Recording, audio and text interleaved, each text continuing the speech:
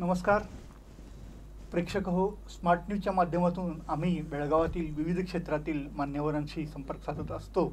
आज आपल्याकडे जे पाहुणे आलेले आहेत ते आहेत मल्लिकार्जुन जगजंबी. बेळगावातील जगजंबी बजाज या समूहाचे संचालक प्रमुख अशी त्यांची ओळख तर आहेच, पण आज आम्ही त्यांचं स्वागत या ठिकाणी करतो आहोत. त्यांनी त्यांच्या कर्तृत्वाचा परिचय बेळगावला करून द्यावा यासाठी मी मल्लिकार्जुन जगजंबी यांना विनंती करतो की मल्लिकार्जुन सर, तुम्ही तुमचा परिचय बेळगावला नव्याने होईल अशा पद्धतीने तुमची ओळख करून द्यावी. नमस्कार. स्मार्ट न्यूजच्या आपल्या सर्वांना माझा नमस्कार. मी मल्लिकार्जुन जगजंबी. माझं वय 59 आहे. गेली 40 वर्ष मी माझ्या जीवनक्रमामध्ये अत्यंत कष्टातून अनेक संस्था उभारत आज उत्तर कर्नाटकातील एक उद्योजक म्हणून नावाला आलो. या माझ्या 25-30 वर्षाच्या कार्यकालामध्ये 1992मध्ये मी पहिली संस्था सुरू केली होती सागर लिस्फिन म्हणून. 94मध्ये विमल इन्फिन प्रायव्हेट लिमिटेड म्हणून या 2 आर्थिक पतसंस्था सुरू केल्या होत्या. 1999 साली सागर कोऑपरेटिव्ह क्रेडिट सोसायटी म्हणून आणखीन एक आर्थिक पतसंस्था सुरू केली. या दरम्यान आम्ही दुचाकी वाहनांना फक्त कर्ज देत आलो. त्यामुळे या आमच्या व्यवसायातील प्रगतीमुळे दुचाकी वाहन निर्माण करणाऱ्या सर्व कंपन्या जसे TVS, हिरो आणि बजाज यांनी आम्हाला डीलरशिप द्यायचे प्रस्ताव मांडत होते. 97ला पहिला प्रस्ताव आला मला TVSचा, पण त्यावेळेला ती संस्था सुरू करण्याइतकी माझ्याकडे आर्थिक बळ नव्हतं, त्यामुळं मी तो नकारला होता. 2003ला मला हिरोचा ऑफर आला, तो मी वैयक्तिक कारणामुळे नकार दिला. 2005मध्ये मला TVS आणि बजाजची डीलरशिपची ऑफर आली, त्यातली मी बजाज निवडली. आणि 2005 पासून आजपर्यंत आम्ही भारतातील एक सर्वात जास्त वाहन विकणारे बजाज डीलर या नावानं बजाज कंपनीमध्ये नाव कमवलेलं आहोत. तसंच कर्नाटकातील एक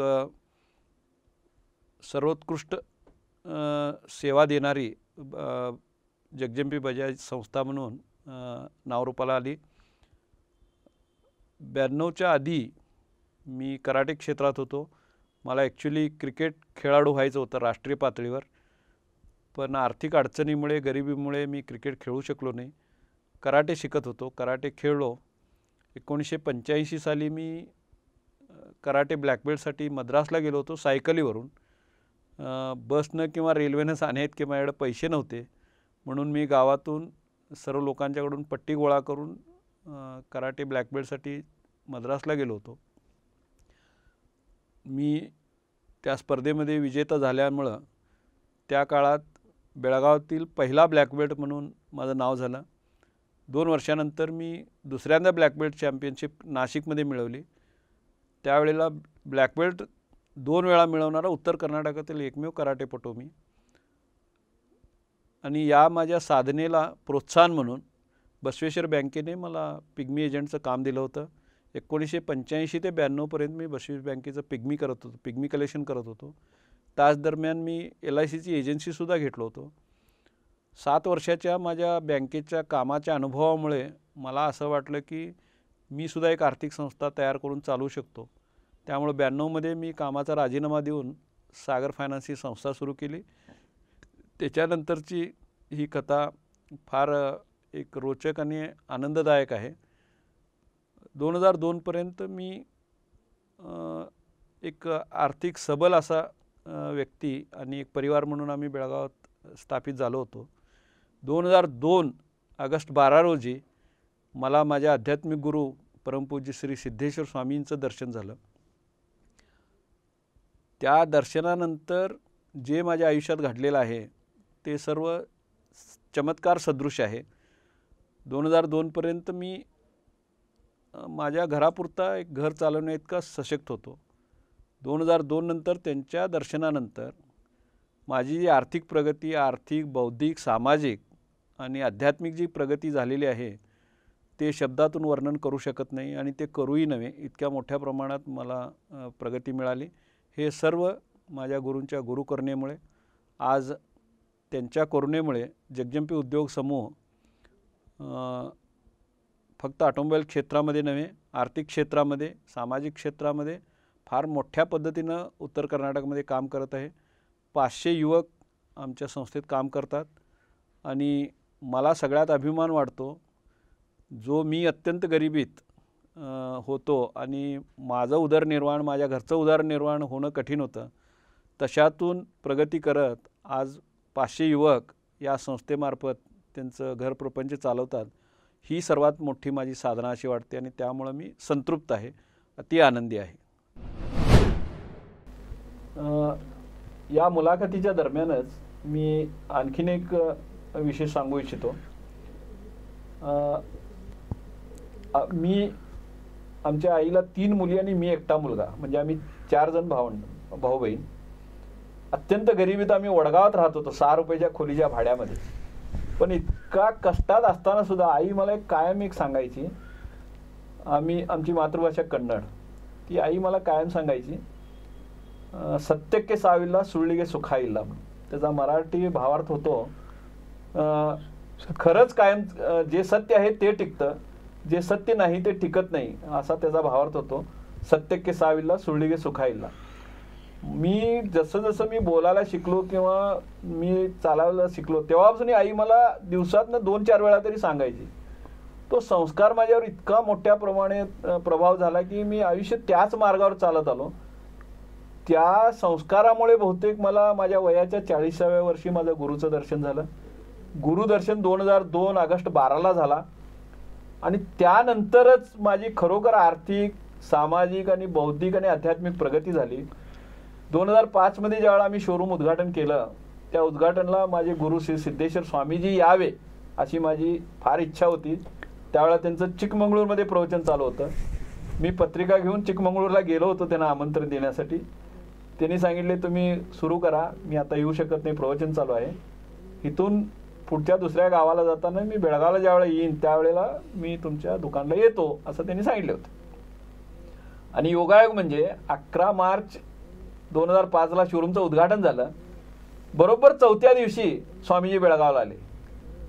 आम्हाला कल्पना नव्हती की स्वामीजी बेळगावला येणार आहेत म्हणून, पण आले आणि आमच्या मित्राच्या घरी राहायला होते त्यांनी. त्या दिवशी मला बोलवले आणि सांगितले की उद्या सकाळी आम्ही तुमच्या दुकानला जात आहोत. त्यांनी स्वतःहून सांगितले. संध्याकाळी 5ला आले होते, उद्या सकाळी 7ला आम्ही तुमच्या दुकानला जाणार आहोत.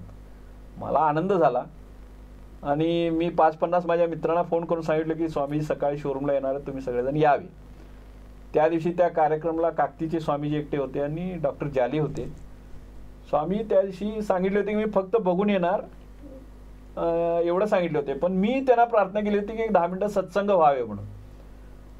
त्यांनी काय बोलले नव्हते, पण मी अरेंजमेंट केली होती. एक खुर्ची, एक टिपॉय आणि एक माईक ठेवलं होतं. त्यांनी पूर्ण शोरूम बघून आले आणि बसले तिथं.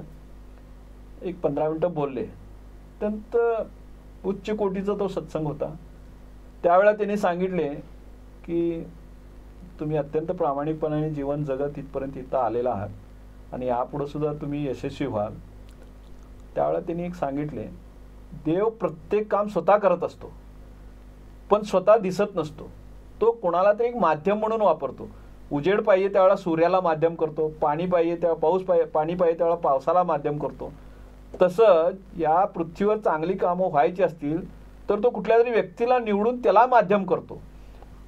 आणि त्यामुळं तुमच्या जीवनात अशी काही घटना घडणार आहेत की उत्तरोत्तर तुमच्याकडून चांगली कामं घडत जाणार आहेत, असे त्यांनी त्यावेळेला बोलले होते. याचा अर्थ मी असा घेतला की देव सगळं करतो पण माध्यम कुणाला तरी वापरत असतो म्हणून. मग आता माझी त्यानंतरची 2002 ते 2022, आता ह्या 12 ऑगस्टला मला स्वामींचं दर्शन होऊन 20 वर्ष पूर्ण होतील. या पूर्ण 20 वर्षाच्या कालखंडामध्ये मला क्षणोक्षणी अनुभव आलेला आहे की मी काही करत नाही आहे, पण आपोआप घडत आहे आणि घडवणारे माझे गुरु हेच साक्षात देव आहेत. या पद्धतीने हे जीवनक्रम चालू आहे आणि आता मी एवढा मोठा 40 कोटीचा प्रकल्प हाती घेतलेला आहे. हा सुद्धा प्रकल्प त्यांनीच माझ्या डोक्यात घातलेत, त्यांचंच संकल्प सिद्धीला जात आहे. मी फक्त करता नसून एक नाम मात्र आहे. माझं नाव जगभर होणार, हे फक्त श्रेय मला मिळणार आहे, पण माझे यात काही नाही आहे. सगळी गुरुकरुणा, गुरुकृपा, माझ्या आईचे संस्कार आहे. आणि त्यामुळं हे जे आता बेळगुंदीमध्ये जगजंपी हॅपी होम तयार होत आहे, बेळगावहून 10 किलोमीटर अंतरावर आहे. थोड्या दिवसात मी तुम्हाला भरपूर वेळा म्हटलं होतं तुम्ही एकदा आश्रमला यावे, त्याबद्दल एक चांगला लेख लिहावा म्हणून. भावी शिर्डी बघत आहे मी तिथं. 10-20 वर्षामध्ये बेळगुंदी आणि त्या भागातील सर्व भाग शिर्डीच्या स्तरावर हे एक तीर्थक्षेत्र होईल. तिथं फार मोठ्या प्रमाणे भक्त समागम होईल, सत्संग चालतील, आंतरराष्ट्रीय आध्यात्मिक चर्चाकूट तिथं घडतील, यात मला तीळ मात्र शंका नाही. आणि या कामी मला जे भगवंतानं ऐश्वर धन प्राप्त करून दिलेलं आहे ते सगळंच्या सगळं मी या कामासाठी खर्च करायला तयार होऊनच हे काम मी हाती घेतलेलं आहे. आणि हा संकल्प 100% सिद्धीला पोचणार आहे. का म्हणजे 26 जानेवारीला हे बांधकाम सुरू होत आहे जगजंपी हॅपी होमचं. 26 जानेवारी 2022ला, 26 जानेवारी 2024ला, बरोबर 2 वर्षांनी हे सर्व कुटुंब इथं राहायला येतील. मी त्यांच्यासोबत तिथंच राहणार आहे. माझं घर ऑलरेडी तिथं तयार झालेलं आहे. मी एकटा तिथं घर बांधून राहायला जायची तयारी केली होती, पण जुलै 1ला आई गेली. त्यावेळेला मला वाटलं की आईसाठी जे करू शकलो नाही ते इतक्या लोकांसाठी करावे, म्हणून त्या दिवसापासून या प्रकल्पावर मी काम करायला सुरू केलो. 3 महिन्यात पूर्ण प्रकल्प तयार झालेला आहे. भूमिपूजा झालेली आहे परवा दिवाळी पाडव्या दिवशी. 26 जानेवारीला बांधकाम सुरू होईल 2022ला. 26 जानेवारी 2024ला या घरामध्ये इतके कुटुंब सगळे राहायला येतील. 350 लोकांचं अविभक्त कुटुंब तयार करत आहोत. हे रुद्राश्रम नाही, हॅपी होम आहे. 350 लोकांचं जुनं जे भारतीय पद्धतीचं एक अविभक्त कुटुंब राहायचं आनंदाने, तसं एक कुटुंब तयार करत आहोत. सर्वांनी यात सहभागी व्हावे, आनंदाने राहावे आणि आपल्या सर्वांची सेवा करायला मला अवकाश द्यावा, असं या स्मार्ट न्यूजतर्फे मी आव्हान करत आहे. मला हे काम करण्याची संधी दिल्याबद्दल माझ्या गुरूंच्या चरणी मी अनंत वंदन करतो. जगजंपी हॅपी होमची संकल्पना, त्याचा एक मूळ गाभा एक आणि मूळ विचार एक आहे. भारतीय संस्कृती, हिंदू संस्कृतीमध्ये मनुष्याचं जीवन 100 वर्ष चालतंय असं आमच्या ऋषीमुनींनी आकलन करून त्याची व्याख्या करत गेलेली आहे. त्यामुळं आम्ही प्रार्थना करताना जीवेते शरद शतम असं म्हणतो. आणि एकेका उपनिषदमध्ये असं व्यक्त झालेलं आहे की मी 100 वर्ष आनंदाने जगणार आहे, असं स्वतः ऋषी प्रार्थना करतोय. आणि तो सांगतोय की तुम्ही बी रोज प्रार्थना करा की मला या पृथ्वीवर 100 वर्ष आनंदाने जगायचं आहे. पण या 100 वर्ष वयाचं आमच्या ऋषीमुनींनी, संत लोकांनी 4 विभागणी केलेली आहे. पहिला विभाग त्यांनी ब्रह्मचर्य म्हटलेला आहे, दुसरा विभाग गृहस्थ म्हटलेला आहे, तिसरा विभाग वानप्रस्थ म्हटलेला आहे आणि चौथा विभाग संन्यास आश्रम. असे 4 आश्रम आहेत. ब्रह्मचर्य आश्रम, गृहस्थ आश्रम, वानप्रस्थ आश्रम आणि संन्यास आश्रम म्हणून. कुठंही वृद्धाश्रम म्हणून 5वा आश्रम आमच्या भारतीय संस्कृतीत कुठेही उल्लेख नाही आहे, कुठल्याही ग्रंथामध्ये उल्लेख नाही आहे. पण आता वृद्धाश्रम जास्त व्हायला लागलेत. जिथं पालक आपल्या घरामध्ये नको असल्या लोकांना तिथं ठेवायला लागलेत. पालक जे आपल्या घरात वैतागलेले आहेत त्यांनी तिथं जात आहेत. त्यामुळं वृद्धाश्रमाची कल्पना भारतीय संस्कृतीमध्ये नाही. म्हणून मी एक आध्यात्मिक उपासक असल्यामुळं आमच्या गुरूंच्या माध्यमातून मला मिळालेले संस्कार असे सांगतात की ब्रह्मचर्य आश्रममध्ये आम्ही 25 वर्ष आमच्या जीवनासाठी जे काही आम्हाला करायचं आहे त्याची विद्या आम्ही अर्जन करतो. पुढील 25 वर्षामध्ये आम्ही गृहस्थ आश्रममध्ये येऊन लग्न, मुलं त्यांची व्यवस्था करतो. त्याच्यानंतरची पुढची 25 वर्ष मला 50 वर्षात जे आयुष्यात अनुभव मिळालेला आहे तो इतर लोकांना मिळावे म्हणून ही 25 वर्ष व्यतीत करायची असतात. शेवटच्या 25 वर्षामध्ये संन्यास आश्रम अशामुळं म्हटलेलं आहे की 75 नंतर माझं शरीर हळूहळू अशक्त होत असतं. डोळे, कान, हातपाय मंदगतीनं चालत असतात. त्यावेळेला मी भगवंताच्या ध्यानात, प्रार्थनेमध्ये असावे, जेणेकरून जेव्हा मला बोलावणं येईल त्यावेळेला मी जावे. अशा पद्धतीची भारतीय संस्कृतीची जीवन पद्धत असल्यामुळं 50च्या नंतरच्यासाठी हे जगजंपी हॅपी होम तयार होत आहे. आणि मी मगाशी जसं सगळं विश्लेषण केलं, एका घरामध्ये या वयोगटातील नवरा बायको असतील, पण एखाद्या वेळेला अचानक या दोघांपैकी जर अंत झाला तर त्या ठिकाणी आम्ही दुसऱ्या व्यक्तीला तिथं त्यांना सामावून देऊ. मूळ त्याचं कारण म्हणजे ही घरं स्वतंत्र आहेत, ह्या घरामध्ये त्यांनी स्वतंत्र राहणार आहेत. पण 50च्या नंतर एका घरात कमीत कमी दोघं राहावे का, म्हणजे रात्री एखाद्या वेळेला एखादा काहीतरी त्रास होतो, पाणी लागतं, औषध लागतं, तिथंच असणारा माणूस तो देऊ शकतो. आम्ही बाहेरच्या लोकांना समजणार नाही की आत घरात काय चालू आहे. त्यामुळं प्रत्येक घरात 2 जण राहतील. एखाद्या व्यक्तीचा म्हणजे पुरुषाचं जर पुरुष नसेल तर त्या ठिकाणी आम्ही एक महिला त्यांना जोडीदार करून देऊ. महिला गेली तर त्याच्या ठिकाणी पुरुष जोडीदार करून देऊ. त्यांनी स्वतःच्या निवडीनं बोलून घेत असतील तर आम्हाला आनंद आहे, नसेल तर आम्ही देऊ. आणि अशा पद्धतीनं हे आपण आनंदाने जगायचं असल्यामुळं या आरोग्यासाठी लागणारं शुद्ध शाकाहारी जेवण आणि सगळ्यात महत्त्वाचं म्हणजे आम्ही या सर्वांना देशी गाईचं दूध देणार आहे, जे आर्थिकरित्या फार महत्त्वाचं, शारीरिकरित्या फार महत्त्वाचं आहे. आणि मला आश्चर्य वाटतं ही कल्पना माझ्या डोक्यात कशी आली. आता जे आम्ही खाद्यतेल वापरतो आमच्या भाजीमध्ये किंवा इतर ह्याच्यासाठी, ते खाद्यतेल आरोग्यकर नाही हे जगभर माहिती आहे, पण तरीसुद्धा आम्ही वापरतो. पण या जगजंपी हॅपी होममध्ये तेलाला प्रवेश नाही आहे, खाद्यतेलांना प्रवेश नाही आहे. या देशी गायींच्या दुधातून आम्ही दूध गरम करून दिल्यानंतर जी शाई येते त्याच्यावरती, त्या शाईचं विरजन करून त्या गाईच्या दुधाचं तूप आम्ही प्रत्येक भाजीच्या फोडणीसाठी वापरणार आहे. म्हणजे गाईचं दूध, गाईचं तूप आणि शुद्ध शाकाहारी सेंद्रिय खतातनं तयार झालेला आहार, यामुळं या लोकांना आजार कधीच येणार नाही इतकी आम्ही तिथं काळजी घेणार आहोत. यदा कदाचित काहीतरी प्रॉब्लेम झाला तर त्यांना आम्ही दवाखान्याला ॲडमिट करू. पण एक सुंदर कल्पना आहे, सर्वजण आनंदाने राहावे, सर्वजना सुखिनो भवन्तु म्हणून अशी आमची जशी ऋषी प्रार्थना करत होते, तशी ही प्रार्थना साकार करण्यासाठी जगजंपी हॅपी होमची उभारणी होत आहे. आणि मला खात्री आहे, भगवंतावर विश्वास आहे, माझ्या गुरूंची करुणा माझ्यावर आहे, हा प्रकल्प अत्यंत मोठ्या प्रमाणे यशस्वी होणार. या प्रकल्पाची देशभर नव्हे तर जगभर चर्चा होणार आहे याची मला शाश्वती आहे. का म्हणजे सोशल मीडिया माध्यमातून आम्ही पूर्ण जगामध्ये या प्रकल्पाचा प्रचार करत आहोत. आम्हाला फक्त 155 कुटुंब पाहिजेत. त्याच्यासाठी मी एवढी प्रसिद्धी द्यायची याला गरज नाही, पण प्रकल्प प्रचार करत आहोत जेणेकरून माझ्यासारखे आणखीन जे थोडी लोक ज्यांच्याकडे पैसे आहेत आणि चांगलं काम करू इच्छितात त्यांनी सुद्धा त्या ठिकाणी असे प्रकल्प उभा करावे, जेणेकरून हे 50च्या नंतरचे जे कुटुंब आहेत त्यांनी आनंदाने जगावे.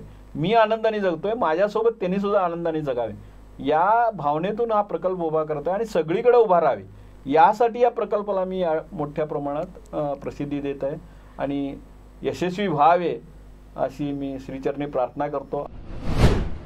आता जगजंपी बजाजची जी प्रगती आहे, माझ्या माहितीप्रमाणे बजाज कंपनीनं सुद्धा याची गांभीर्याने फार दखल घेतली आणि प्रत्यक्ष राजीव बजाज तुमच्या भेटीसाठी बेळगावला आले होते.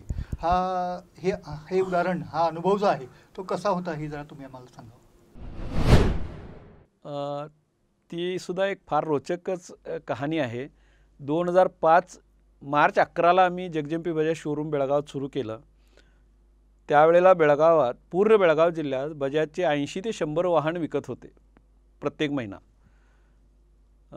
पण माझी स्वतःची आर्थिक संस्था होती आणि आम्ही फक्त दुचाकी वाहन कर्ज देत होतो. आणि बजाजनं मला फार विश्वासानं ही डीलरशिप दिली होती की हा एक कर्ता युवक आहे आणि बजाज ब्रँडला हा उजाळा देईल बेळगाव जिल्ह्यात, म्हणून फार आत्मविश्वासाने त्याने मला जबाबदारी दिली होती बेळगाव जिल्ह्याची. त्यामुळं मी ज्यावेळेला डीलरशिप सुरू केली त्या पहिल्या महिन्यात आम्ही एक नवीन योजना सुरू केली. जो 1 रुपये भरेल त्याला आम्ही बजाज वाहन देतो अशी एक पेपरमध्ये जाहिरात केली. आणि सागर फायनान्सतर्फे आम्ही वस्तुतः 1 रुपये डाऊन पेमेंट घेऊन 100% कर्ज देऊन वाहन विक्री चालू केलो. आणि त्यावेळेला ती इतकी मोठी कमाल झाली की पहिल्याच महिन्यात आम्ही 300 गाड्या विकल्या. बजाजच्या गाड्या ज्या महिन्याला 80 ते 100 विकत होत्या, त्याच ठिकाणी पहिल्याच महिन्यात डीलरशिप सुरू झालेल्या महिन्यात 300 गाड्या विकल्यानंतर हे राज्य पातळीवर नव्हे तर देश पातळीवर चर्चा झाली की एखादा नवीन डीलर आला आहे आणि पहिल्याच महिन्यात 300 गाड्या विकतो, अशी कमाल झाली म्हणून. आणि ती कमाल पूर्ण 12 महिने चालूच होती. आणि त्या 12 महिन्याच्या दरम्यान आम्ही 5000 वाहन विक्री केली जगजंपी बजाजतर्फे, बजाजच्या. आणि हा डे टू डे रिपोर्ट आमचे मॅनेजिंग डायरेक्टर श्री राजीव बजाजना पोचत होते.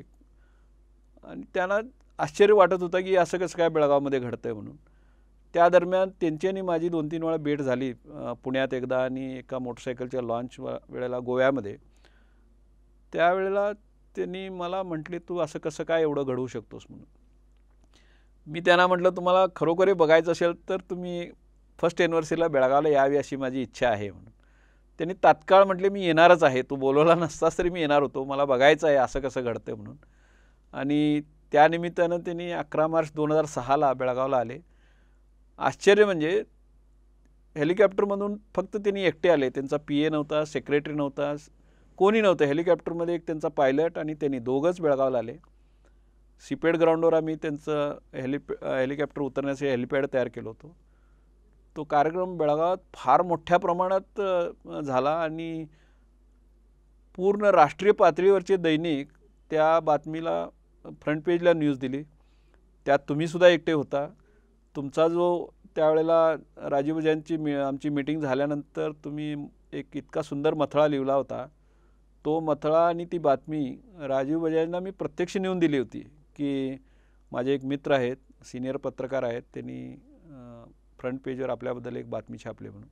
आणि त्यांनी मी जितक्या वेळा 2-3 वर्ष त्यांना सतत भेटतो त्यावेळेला त्या बातमीचं त्यांनी मला वारंवार चर्चा करायचं की इतकं सुंदर कोण काय लिहू शकतं काय म्हणून. आणि त्यांचं येणं आणि त्यामुळं बजाज ऑटोमध्ये माझा प्रस्थ वाढणं हा एक गुरुकृपाच म्हणेन मी.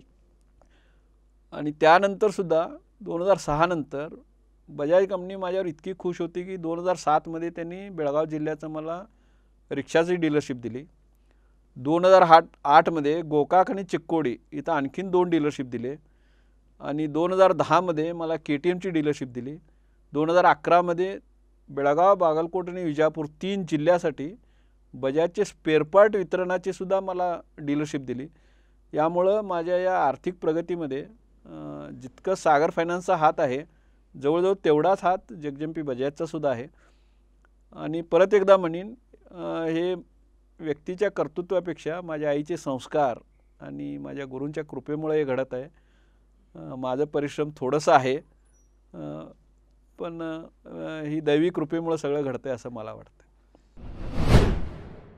आता तुम्ही या जगजंपी बजाजच्या या यशानंतर जगजंपी हॅपी होम ही योजना जी सुरू केलेली आहे ती बेळगावकरांचंच नव्हे तर आसपासच्या भागातल्या नागरिकांचं सुद्धा आकर्षणाचा केंद्रबिंदू ठरते आहे.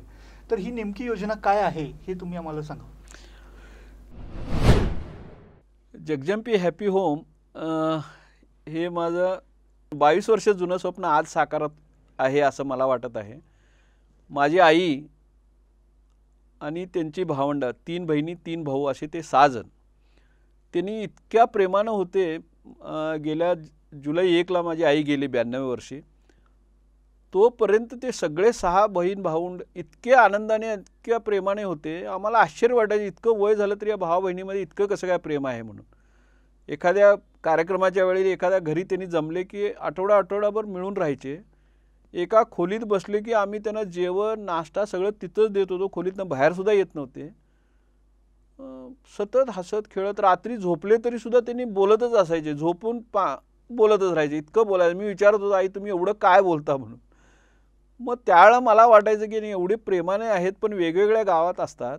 त्यांच्यापेक्षा त्यांना एक घर बांधून द्यावे जिथे 6 जण मिळून राहतील आणि त्यांच्यासाठी एक स्वयंपाकी नवरा बायको जोडून दिलं तर त्यांनी तिथं मजेत राहतात. स्वयंपाकाचं सामान तेवढं पुरवलं त्यांनी आनंदाने राहतात अशी मी कल्पना त्यावेळेला 22 वर्षापूर्वी विचार करून गडिंग्लज जवळ मी एक जागा घेतली 1 एकर आणि तिथं घर बांधून त्यांना 6 जणांना तिथं ठेवणार होतो आणि वीकेंडला आम्ही सगळे जाणार होतो.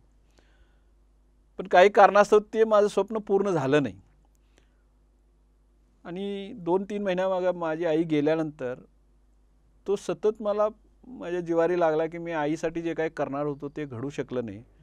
तर हेच कार्यक्रम मी अशा इतर लोकांसाठी करावे म्हणून ही योजना माझ्या डोक्यात मी 22 वर्षापूर्वीची योजना आता कार्यान्वित करत आहे. बेळगुंदीमध्ये आम्ही एक आश्रम बांधलेला आहे, विश्रांत आश्रम म्हणून माझ्या गुरूंसाठी. ती 3 एकरमध्ये आश्रम आहे. त्याला लागून माझी 3.5 एकर आणखीन जागा आहे. त्या 3.5 एकरमध्ये माझं आत्ता घर बांधून तयार झालेलं आहे. मी आणि 2 महिन्यात तिथं जाऊन राहणार आहे. त्याच आवरणामध्ये हे 155 घरांचं एक घरकुल निर्माण होत आहे. या 155 घरामध्ये 50 वर्षाच्या वरील आणि 65 वर्षांच्या आतील कुटुंब, फक्त नवरा बायको त्यांची मुलं नव्हे, कुटुंब राहण्याची व्यवस्था आहे. जी लोक या वयाच्या दरम्यान 50 ते 65च्या वयादरम्यान त्यांच्या महत्त्वाच्या ज्या जबाबदाऱ्या आहेत त्या पूर्ण करून त्यांच्या मुलांचं सगळं स्थिर स्थावर करून जे आता पुढचं आयुष्य म्हणजे पूर्वायुष्य त्यांनी आनंदाने जगलेत आणि उत्तर आयुष्यसुद्धा आनंदाने जगू इच्छितात असल्या लोकांसाठी हे घर आहे. त्यांनी ही एक आम्ही ट्रस्ट केलेली आहे, जगजंपी हॅपी होम म्हणून ट्रस्ट आहे. त्या ट्रस्टला मी सोल ट्रस्टी आहे. याच्यात कोणी भागीदार किंवा कमिटी समिती असं काही नाही आहे. आमचे कुटुंबच हे चालवणार आहे आणि मुख्यतः मी चालवणार आहे.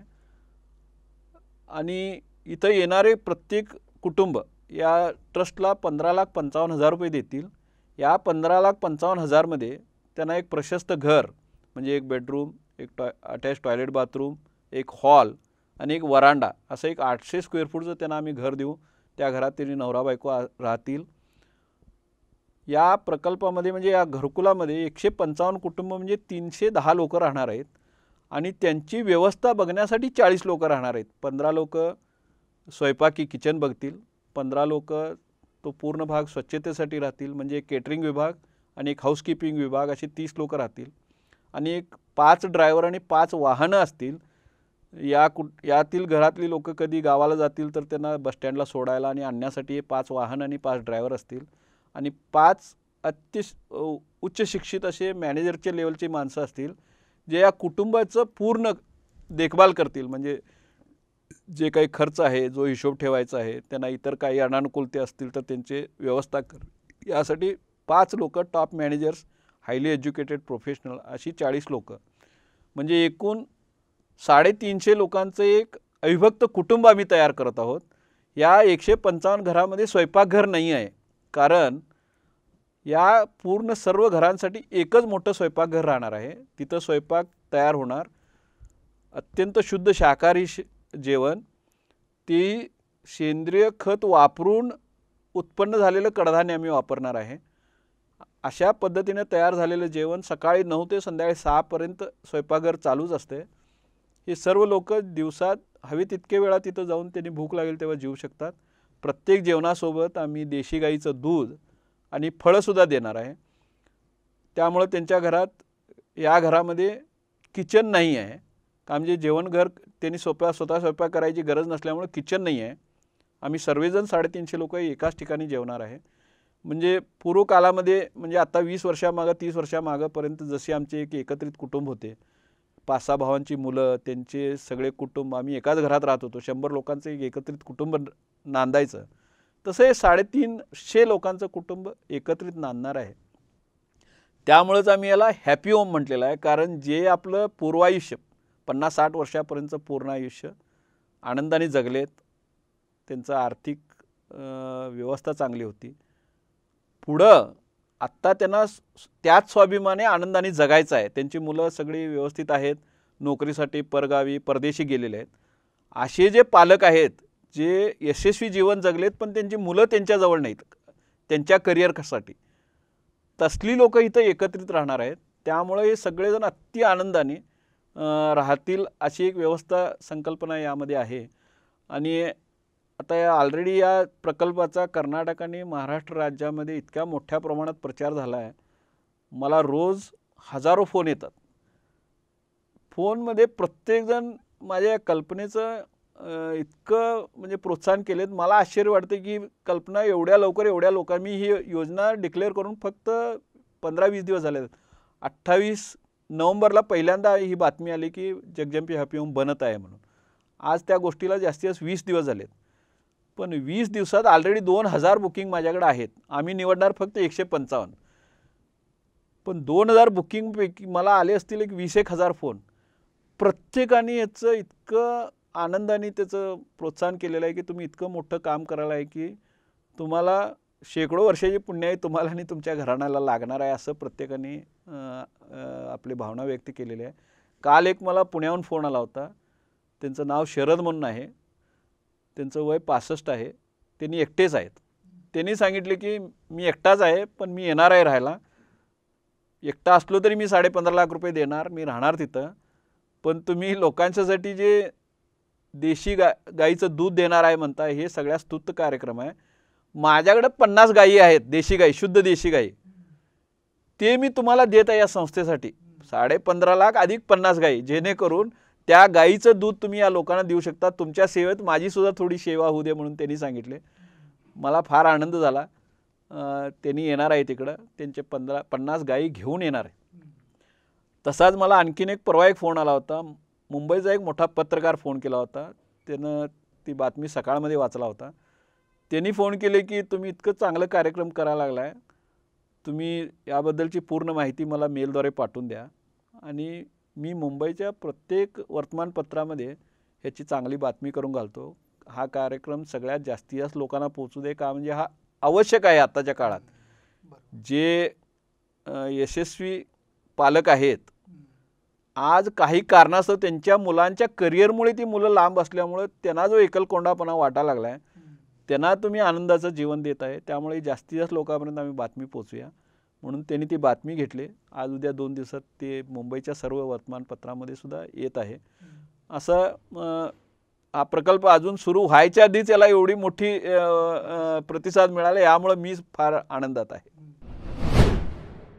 आता हे असं आहे की याच्यामध्ये म्हणजे कोणाला काही औषधोपचार किंवा वैद्यकीय काही मदत जर आवश्यकता असेल या लेवलच्या व्यक्तींना, तर तशी तिथं व्यवस्था असणार आहे डॉक्टर किंवा आणखी?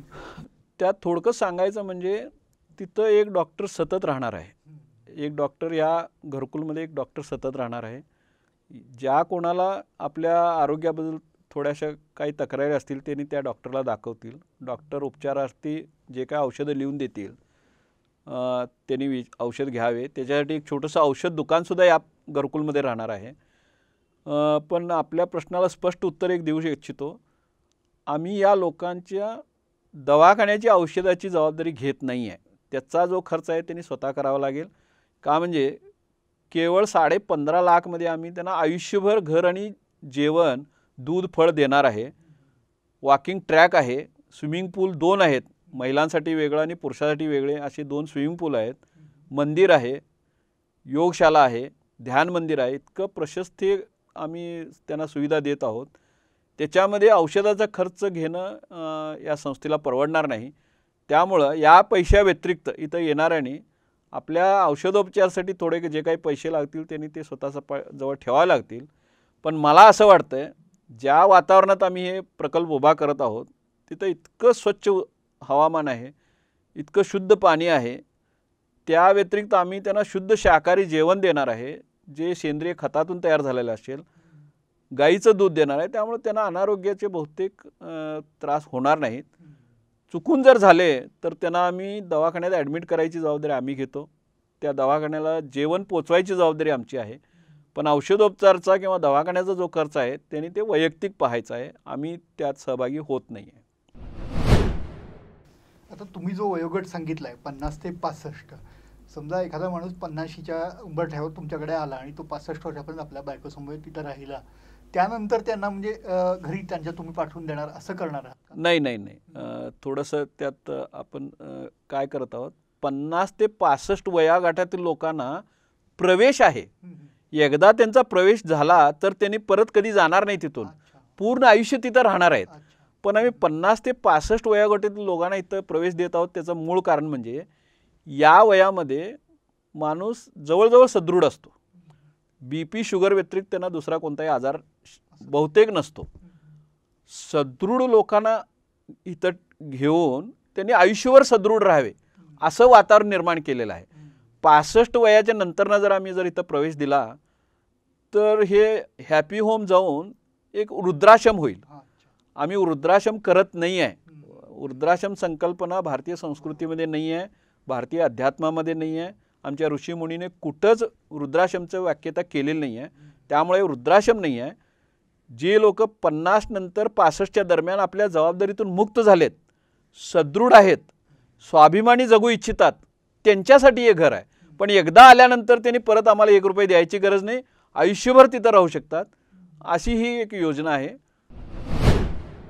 आता याची प्रक्रिया कशी आहे, म्हणजे प्रवेशासाठीची जी प्रक्रिया आहे ती तुम्ही आता म्हणजे फोन वगैरे तुम्हाला येत आहे ते तुम्ही सांगितलं, तर आता जो प्रवेश तुम्ही देणार त्याची प्रक्रिया काय आहे? म्हणजे अर्ज भरणं किंवा ह्या प्रवेशासाठी आम्ही प्रत्येकानं कळवत आहोत की माझ्या नावाने मल्लिकार्जुन व्ही जगजंपी या नावाने 1555 रुपयाची DD त्यांनी सागर कोऑपरेटिव्ह सोसायटी फुलबागल्ली बेळगाव या पत्त्यावर DD पाठवायची आहे. त्या DD सोबत त्यांचं नाव, त्यांचा घरचा पत्ता लिहून पाठवायचा आहे. असे जितके DD येतात त्यांच्या घरी आम्ही प्रवेश अर्ज पाठवून देणार आहोत. प्रवेश अर्जामध्ये आम्ही थोड्या त्यांच्याकडे माहिती मागितलेल्या आहेत. 5 प्रश्न आहेत त्याच्यामध्ये. त्या प्रश्नांचं उत्तर त्यांनी त्या अर्जातून देतील आणि त्या अर्जासोबतच इथं राहण्यासाठी जगजंपी हॅपी होम आणि राहण्याच्या मध्ये जो करार होणार आहे त्या करारची प्रतसुद्धा त्यांच्यासोबत लावून पाठवणार आहे आम्ही, जेणेकरून तो करार प्रत तर वाचून त्यांच्या वकिलांना दाखवून सहमत झाल्यानंतर त्यांनी भरून अर्ज पाठवतील. त्या अर्जाच्या 5 प्रश्नांना जे उत्तरं देतील त्या उत्तरांच्या आधारे आम्ही निवड करणार आहे की इथं कोणाला प्रवेश दिलं गेलं पाहिजे. ही प्रवेश प्रक्रिया फर्स्ट कम फर्स्ट सर्व बेसवर नाही आहे. सगळ्यात जास्त पैसे पहिला कोण देतोय त्याला नाही आहे. म्हणजे या वातावरणात, आध्यात्मिक वातावरणात ज्यांची राहायची मानसिक तयारी आहे, ज्यांना भक्तिमार्गावर आपलं जीवन जगायचं आहे, असल्यांना इथं देणार आहे. 15.5 लाख रुपये त्यांनी पहिल्या दिवशी द्यायला पाहिजे असं नाही आहे. त्यांनी 2-3 हप्ते करून सुद्धा देऊ शकतात का, म्हणजे प्रकल्प तयार व्हायला 2 वर्ष लागणार आहेत. त्यांनी प्रकल्पात त्या घरी राहायला यायच्या आदल्या दिवशी त्यांचे पूर्ण पैसे पोचले असतील तर बस आहे. पण निवड प्रक्रिया पूर्णपणे ज्यांचं पूर्वायुष्य यशस्वी आहे, उत्तर आयुष्य आनंदाने जगायचं आहे आणि जे आध्यात्मिक मार्गावर पहिल्यापासून आहेत त्यांच्यासाठी इथं प्रवेश आहे. आम्ही तुम्ही डायरेक्टली म्हणू शकता की आम्ही तपोवन तयार करत आहोत. म्हणजे आपण भगवंताच्या चिंतनामध्ये भगवंताच्या साक्षात्कारासाठी पुढचं आयुष्य जगावे असल्यांसाठी हे घरकुल तयार होत आहे. त्याच्यामुळे त्याला आम्ही जगजंपी हॅपी होम नाम दिलेलं आहे. आता तुमच्या सामाजिक सेवेचा जर वसा बघितला, म्हणजे आत्तापर्यंत तुमची जी प्रगती आहे, समाजातल्या युवकांना रोजगार देणं, त्यांना आर्थिकदृष्ट्या सबळ बनवणं किंवा त्यांची वाहनासारखी क्षुल्लक गरज पूर्ण करून त्यांना उद्योगाला चालना देणं, असं जे तुम्ही केलेलं आहे. आज 500 लोक तुमच्याकडे कर्मचारी आहेत.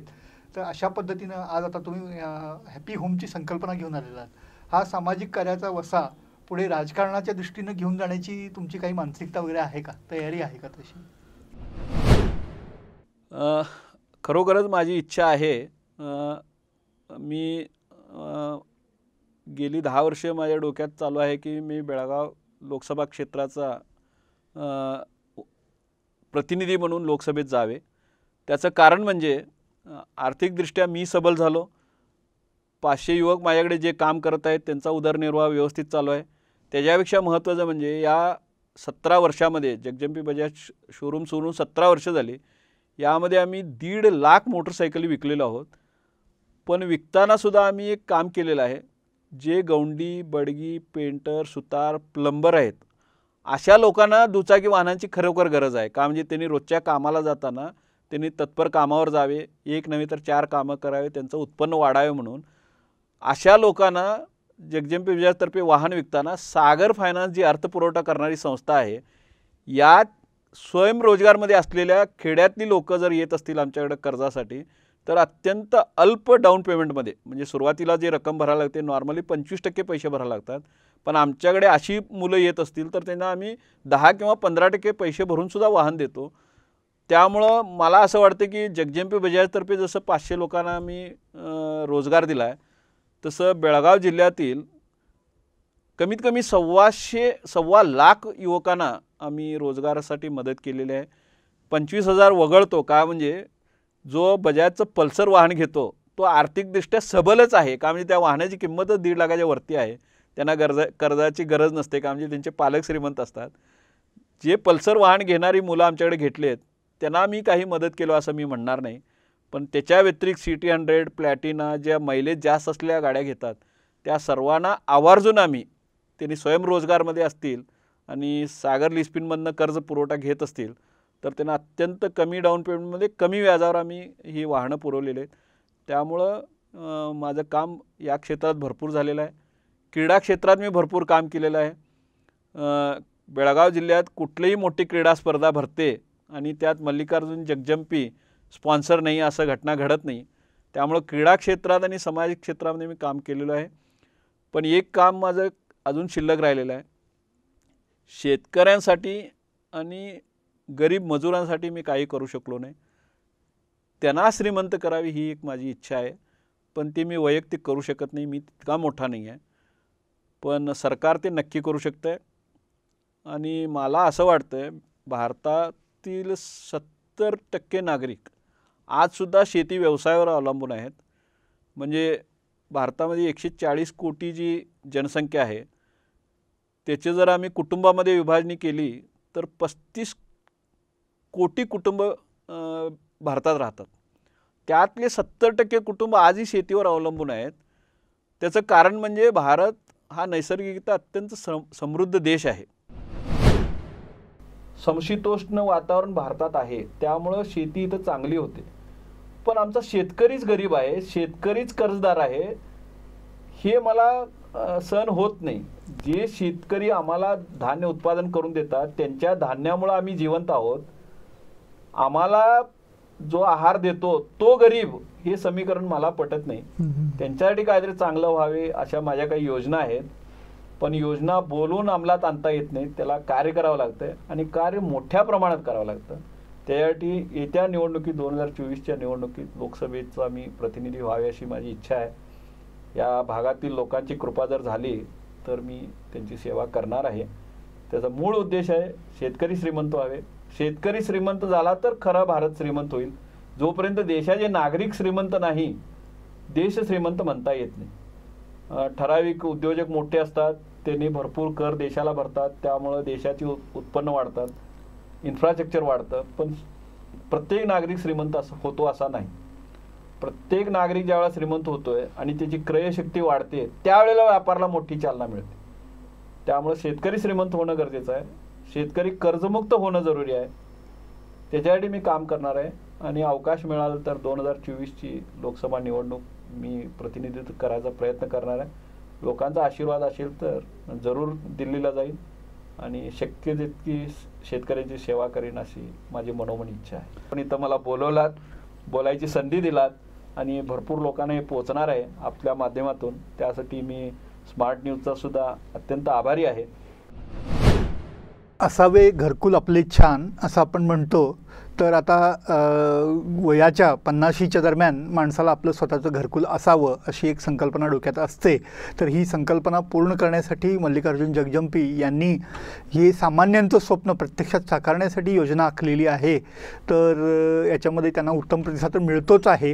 ही योजना त्यांच्या कल्पनेप्रमाणे यशस्वी व्हावी अशी त्यांना सदिच्छा देतो आणि आजच्या त्यांच्या उपक्रमासाठी शुभेच्छा देऊन थांबतो.